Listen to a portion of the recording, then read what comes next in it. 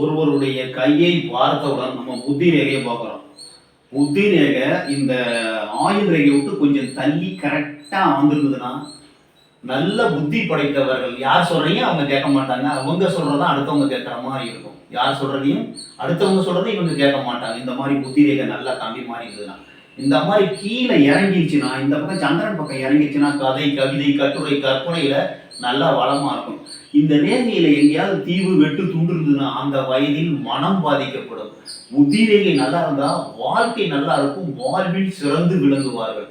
புத்தி ரேகை தான் மிகவும் முக்கியமான ரேகை. ரேகையிலேயே புத்தி ரேகை மனத்தை குறிக்கக்கூடியது. அதுல எதாவது பிரச்சனை வந்ததுன்னா மனம் பாதிக்கப்படும். கீழே இறங்கிச்சுன்னா கதை, கவிதை, கட்டுரை, ஆசை இதெல்லாம் அதிகமா இருக்கும். நேரா வந்துருச்சுன்னா நல்ல புத்திசாலியா இருப்பாங்க. இவர்கள் அடுத்தவர்கள் தான் புத்தி சொல்லுவாங்க, அடுத்தவங்க புத்தி சொன்னா அவங்க ஏத்துக்க மாட்டாங்க. இதெல்லாம் வாழ்க்கையில